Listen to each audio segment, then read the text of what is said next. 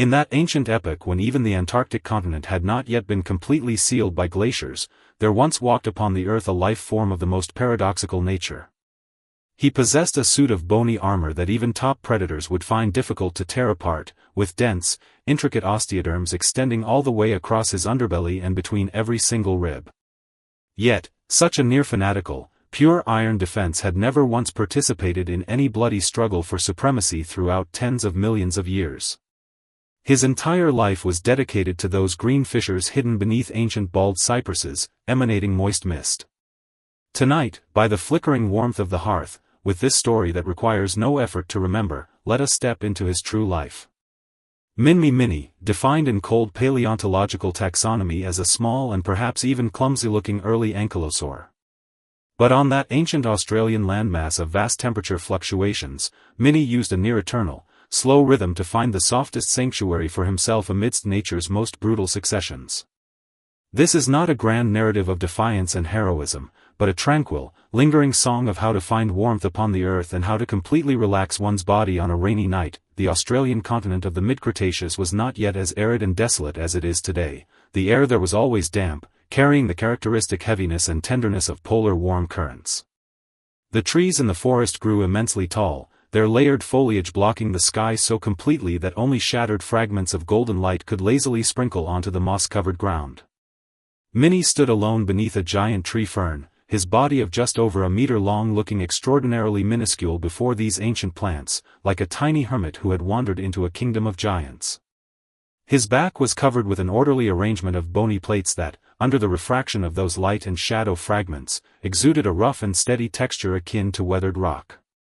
In the dinosaur world of that era, speed seemed to be the sole creed determining destiny. Whether it was the most agile ornithomimid or the hunters lurking in the dark, all were running for their lives.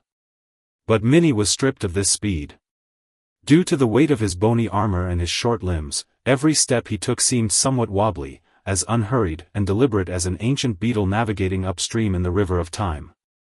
This physiological slowness might have been viewed as a fatal flaw by many of his peers, but to Mini, it was the heaviest gift bestowed by fate. Because he was slow, he could discern the subtle trembling of every leaf in the wind. Because he was slow, he could avoid all unknown traps triggered by panic, taking delight in the safest fundamental layer of the earth. From the depths of the forest, the dull impacts of large herbivorous dinosaurs fighting over territory drifted from time to time, making the soil tremble slightly and the leaves rustle loudly. Mini merely paused his chewing for a moment, lifted his hornless, rounded head, glanced toward the clamor with deep and calm black eyes, and then lowered his head once more to continue seeking his own serenity amidst the greenery beneath his feet. When the last sliver of sunlight completely dissipated at the edges of the layered tree canopy, the temperature within the forest began to plummet with near-ruthless speed.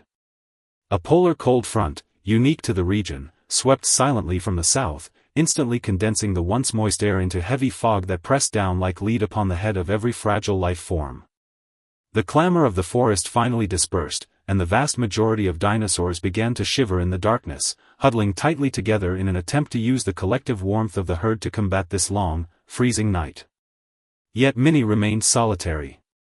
Though his armor could ward off sharp fangs, it could not stop the chill from penetrating the gaps in his bones, bringing a viscous, unshakable dull ache. He understood that tonight would be a prolonged ordeal. If he could not find a sufficiently warm haven before freezing completely, his cold blood would cause him to stiffen forever in his sleep. He began to make his way through the dense fern thickets, his large shield plate scraping against the tall kidney ferns from time to time, producing soft, sha, sha, sha sounds in the dark. That sound was extremely rhythmic, just like the oldest loom in the deep of night, weaving a winter nightgown stitch by stitch. His goal was clear. He did not need hard rocks, nor did he need dry caves. What he required was the embrace of plants that had absorbed enough heat during the day and still radiated the residual warmth of life. Using the hard keratinous beak of his muzzle, he carefully nudged aside the thorny vines, his movements as gentle as though he were handling a rare treasure, because in this freezing wilderness, any rough harm inflicted upon plants meant a reduction in his own chances of survival. Throughout his long life, Mini had witnessed too many tropes of misunderstanding and prejudice. The world always assumed that heavily armored ankylosaurs were bound to be short-tempered war machines, constantly swinging their tail clubs. But few noticed that Minnie's tail did not bear that massive bony club capable of smashing everything. His defense was entirely internalized, a form of pure yielding and tolerance. Once, a kakuru on the verge of starvation and under extreme psychological tension lunged suddenly from behind a towering rock under the cover of night, biting fiercely into Minnie's shoulder. It was a near-frenzied assault. The predator's sharp teeth ground against Minnie's bony armor, producing an ear-piercing sound that set teeth on edge, while blood trickled slowly from the seams of the plates, staining the soil red. The surrounding air seemed to freeze at this instant, and all the small mammals hiding in the shadows assumed this petite dinosaur would become a cold carcass tonight. Yet, Minnie's reaction defied everyone's expectations. He did not let out a painful wail, nor did he spin frantically in circles or attempt to snap back at his attacker. He merely pressed his center of gravity extremely low, his limbs clutching the earth firmly, completely hiding the softest part of his underbelly beneath himself, and then, completely ceased all struggle. He turned himself into a literal rock.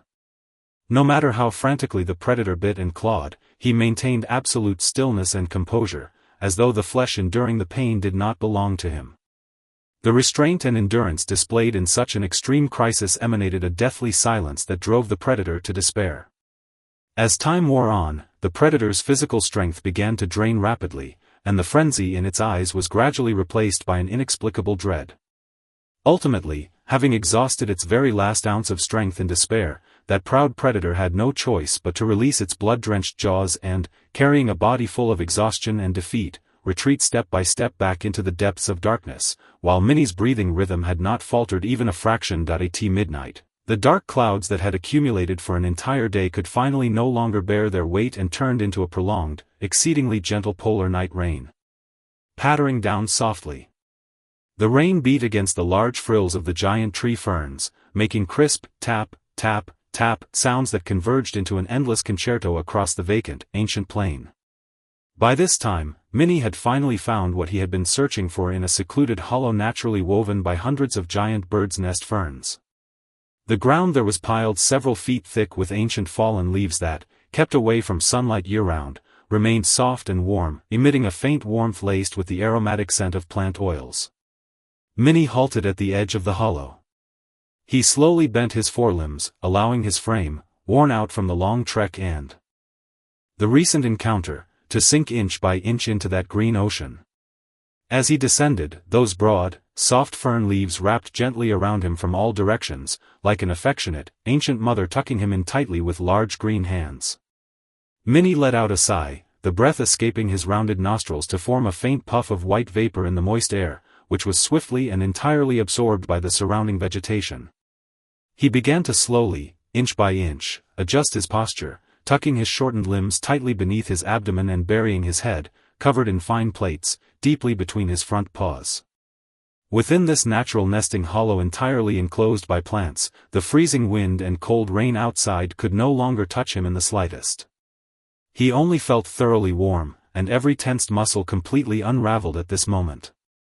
The storm continued to rage outside, but inside this tiny green sanctuary, Minnie became an accomplice to time. He closed his eyes, listened to the highly hypnotic rustling of the rain by his ear, and completely surrendered his consciousness. The end of life arrived without a sound. For Minnie, it was merely the most tranquil, most enchanting night among countless ordinary rainy nights. That polar deluge, which persisted for days and nights, eventually triggered a local mudslide. Soft volcanic ash and silt, engulfing a vast amount of green vegetation, surged into this hollow like an collapsing mountain. When the cataclysm occurred, Minnie was already immersed in a profound dream state. Before he could even open his eyes, that layer of heavy, warm silt carrying the fragrance of plants permanently fixed him in his curled posture. There was no fear, no pain. Amidst the coziest sense of envelopment and the most reassuring sound of rain, he passed directly from the dreamscape of the mortal realm into an eternal slumber. Over the next 200 million years, as oceans turned into lands and lands into oceans, this ancient Australian continent underwent countless rifts and drifts, and the lush forests of yesteryear became the desolate red desert of today. Yet Minnie's body, preserved in its curled posture under the tight protection of the silt, underwent dissolution and mineralization, until every single plate and every rib was perfectly transformed into hard stone. When human paleontologists 200 million years later used extremely gentle brushes to lightly sweep away the red dirt from his body, everyone was struck entirely speechless by the posture displayed by this fossil. It was too perfect, so perfect that it did not resemble a skeleton that had survived a catastrophe, but rather a lovely little beast that had just fallen asleep in the bushes and would wake up rubbing its eyes the next second. The world marvels at the immense scientific value of this fossil, analyzing the structure of his armor, yet few can pierce through those cold rocks to see that rainy night that once warmed Minnie's entire life. 200 million years of time, like a snowfall that leaves no trace, has completely buried countless instances of clamor and arrogance, yet it alone preserved this tenderness of Minnie. Now, this fossil rests quietly within the climate-controlled glass display case of the museum, continuing to radiate an ancient tranquility to every passerby under the soft mercury lights. The river that once accompanied him through countless dark nights has long dried up, and those tall tree ferns have long since turned into coal deep underground, but Minnie's ultra-slow breathing, saturated with defiance against the world's anxiety, seems to still echo faintly beneath the night sky. In this modern world where the pace is suffocatingly fast and everyone is being pushed to run wildly by life, this story of an ancient, heavily armored hermit sleeping peacefully in the bushes can perhaps become the sturdiest shield for your soul. There is no need to contemplate tomorrow's toil, nor any need to heed those pointless disputes and misunderstandings. The earth will quietly cradle your weary frame with the gentlest gravity and the boundless night, just as it accepted Minnie. Now, please try to mimic Minnie's posture within your own warm sleeping nest, relaxing and lowering your body bit by bit, letting the soft bedding completely envelop you.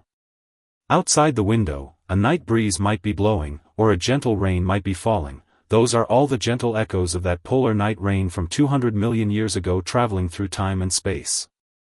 Drop all defenses, listen to this story that requires no effort to remember, and let that long, deep breathing guide you to slowly, close your eyes. Good night, Minnie the Minmi, good night, to every soul that sheds its heavy armor and finds peace in the dark.